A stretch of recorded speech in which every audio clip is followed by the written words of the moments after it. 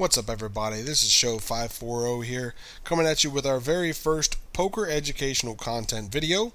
Want to give back what the poker community has given me over the course of time and share some of the knowledge that I have with some aspiring and players just starting out, so on and so forth. So hope this video finds you well. If you like the content, subscribe, follow, and this will be a great thing. So position in the game of Texas Hold'em poker is a very, very important part of the game. I wish I had had someone go over position with me, like in a very in-depth manner, and what it means to the game, so on and so forth. Would have really helped me develop my starting point and would have made me a formidable player in a relatively short amount of time. So understanding position can be extremely helpful to those who are just starting out in the game. Now, what we have here is a standard breakdown of a 9-handed table thanks to TournamentTerminator.com. And so this is what the seating order looks like. And action thus follows the same way the cards are dealt, in a clockwise fashion, just like this right here. So what we have are the button and the blinds right over here. And when we're talking about position at the table, it's all relative to the button. When we're looking at table positions on shorter tables rather than 9-handed, we always count backwards from the button.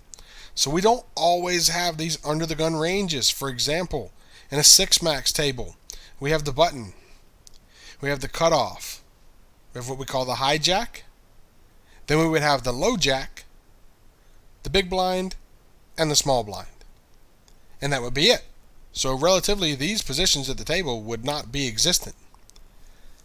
And that's not such a bad thing. So, understanding position and understanding hand ranges can really, really make a difference. That's what we're going to touch base on here. So just a quick overview.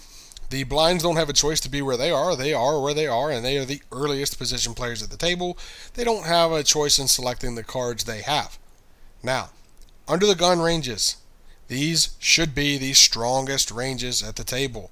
For players who are playing correctly and they know what they are doing, they should only be opening the best of hands. These should be premium hands. They should only be opening roughly what should be like the top 10% of their range. Now you say, 10% is just a number. What does that look like?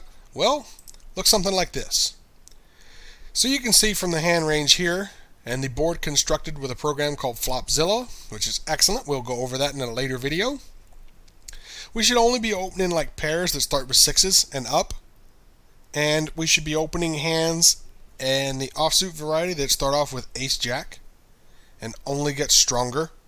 And for suited hands, we should only be opening the jack-10 suited and up. The reasons that we're playing these ranges extremely strong from these points is that it's easy for a player to wake up in later position with a better hand, and then it puts us in a really, really awkward spot post-flop. Sometimes it puts us in a super awkward spot pre-flop.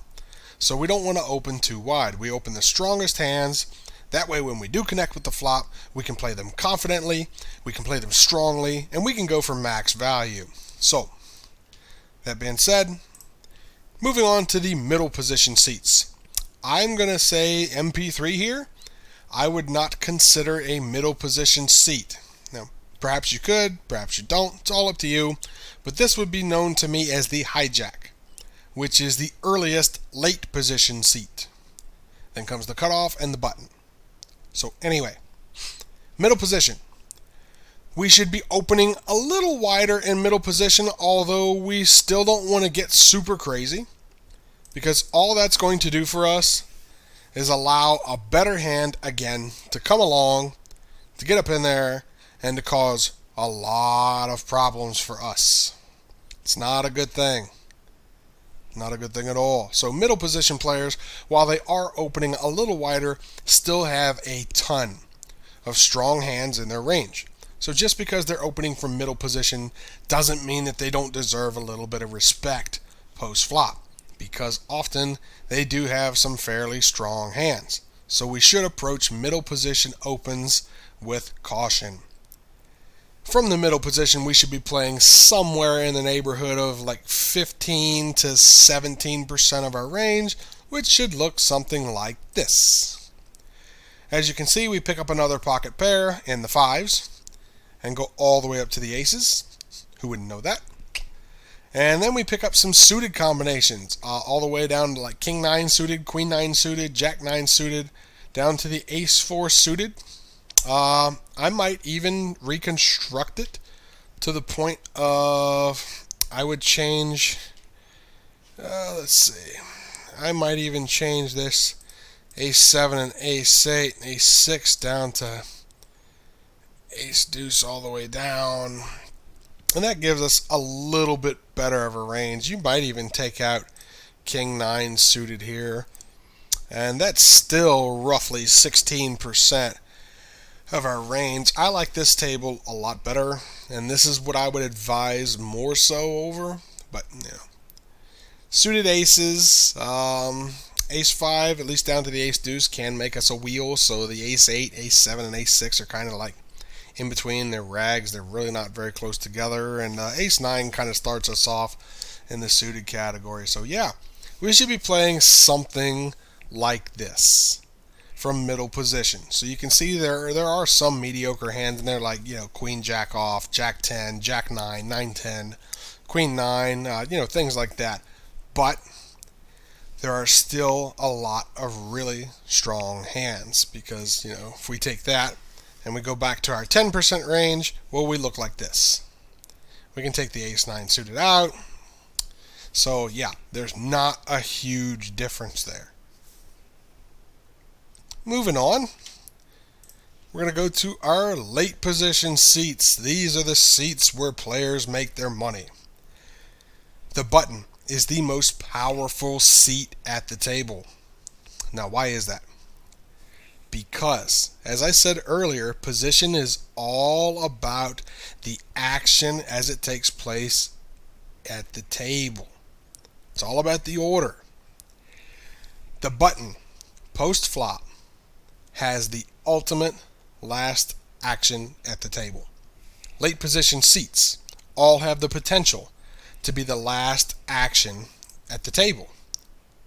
And it's such a huge advantage to be able to play so many hands from late position. It really is an advantage over the entire table. Once you start to realize this edge rather, and learn how to navigate these spots and play well post-flop, you can be a nightmare for your opponents. An absolute nightmare. So, when we're at the button or the cutoff, you know, things of that nature, we should be opening pretty wide. Without getting too out of line, we should be opening pretty wide. Somewhere around like 25% all the way up to 35% of our range, since we have this positional advantage. We get to close the betting order. We're the last person to bet. We're the last person to check. We get to analyze everything that happens in front of us. That's why these late position seats are so crucial. So if we're going to play somewhere around 25% or so of our range, it's going to look like this. You can see we pick up almost every pair, you know, except for the deuces. We pick up every suited ace, tons of suited kings, and offsuit aces all the way down to Ace 8 offsuit. Things really open up for us. Now, what does it look like when we increase to 35% of our range? Well, looks like something like this. We pick up all the suited kings. We even get a little raggedy with the suited queen.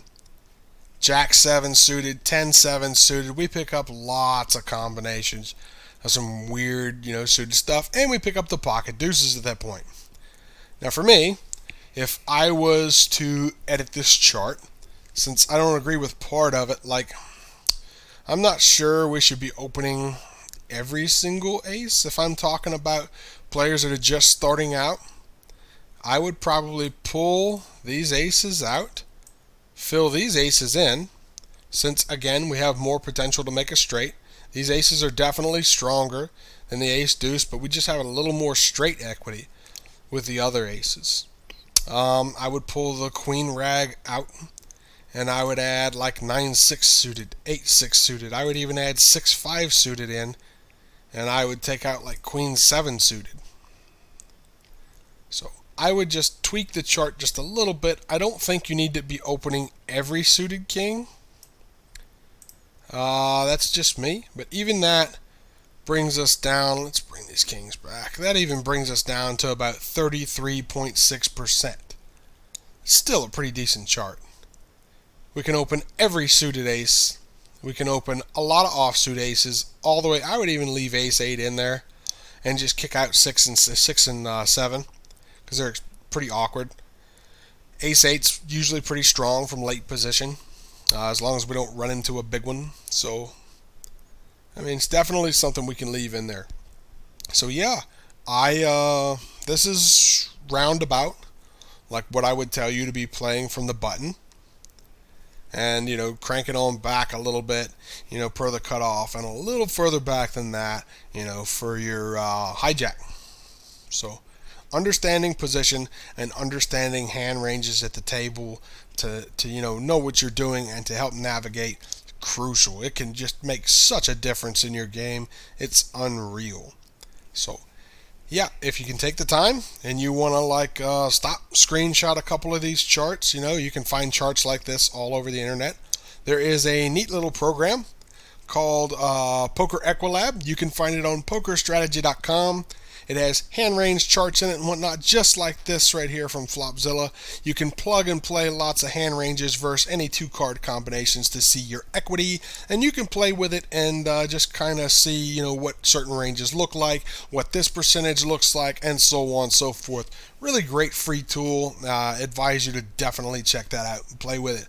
It'll really help you dial in your hand ranges percentage wise. That way you won't have to pause and maybe screenshot these little charts and that I have popping up through this video. So anyway, explaining some hand ranges and explaining why position is relative to the game. Hopefully this hits home for some of you guys. Hopefully it helps. If you like this video, go ahead and click the like button. Subscribe if you'd like to. We're going to put out more content in the later future.